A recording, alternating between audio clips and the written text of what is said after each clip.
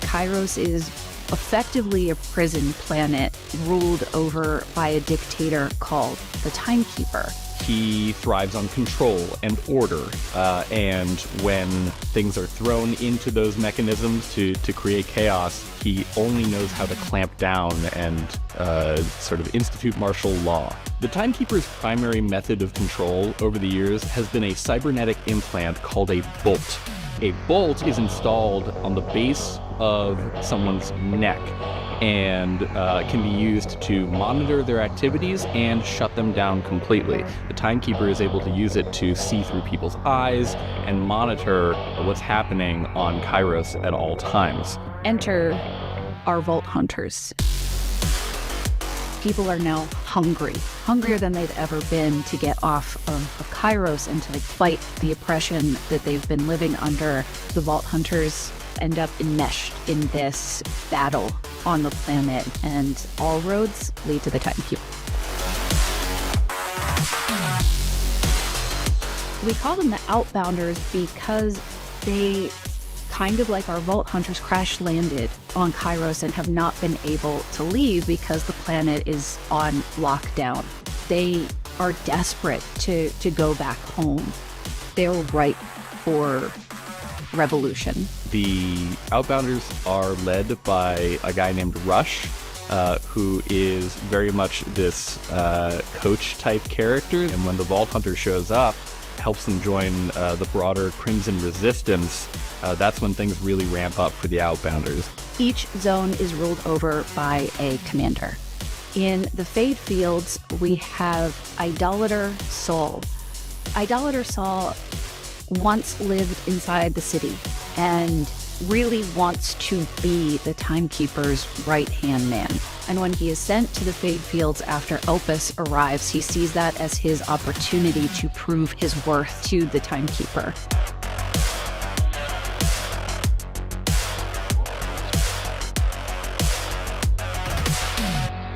The Augurs are a long-standing culture on Kairos. They're the descendants of the original mining teams sent there centuries ago by the Timekeeper in order to get resources like ordinite and other minerals and ores out of the mountain range.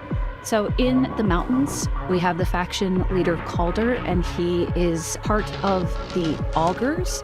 He wants to take the fight to the Timekeeper, and the other council members are scared and they live in fear. In Terminus Range, we have Vile Lictor is our commander.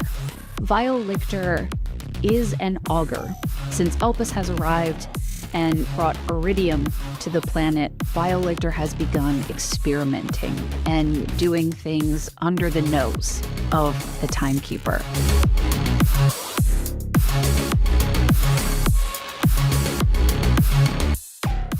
We have the Electi faction, and the leader is Levane, the gorgeous golden Levane. The Electi had previously lived in the city, an upper crust elite people that benefited from the Timekeeper. But when Elpis arrives, the Electi are left outside the city walls.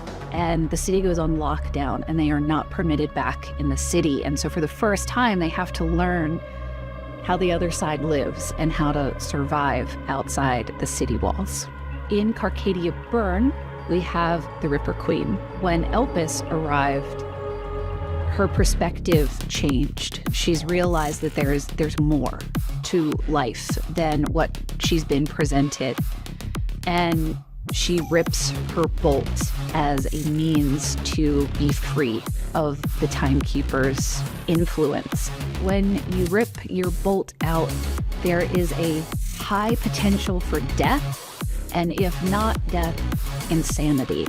And so her army is largely made up of raving, mad humans with decreased brain capacity. She was able to convince a great number of her own soldiers to rip out their own bolts, and when they're not convinced, she does it for them.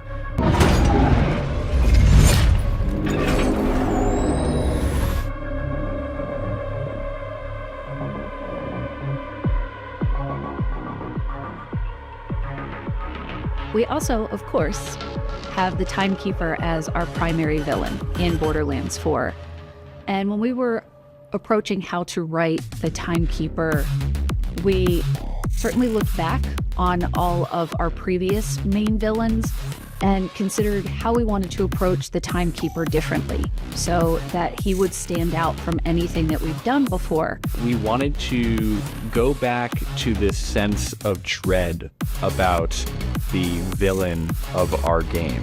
The Timekeeper can reach out and control people with unshielded bolts, and that's a threat that is always hanging over the player's actions in the game. As we unravel things for him, though, we start to see the cracks. We wanted a villain who was a new type of character in the franchise, who is ever present and not overstaying his welcome.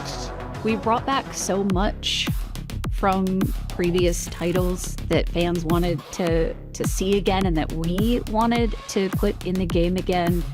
The world is immense, and it's a new planet. You can come to Borderlands 4 whether you've played the previous titles or not, and you can hop right in. It is a turning point in our universe, and how it connects back to our previous titles, but also at the end where it will point, is worth playing for.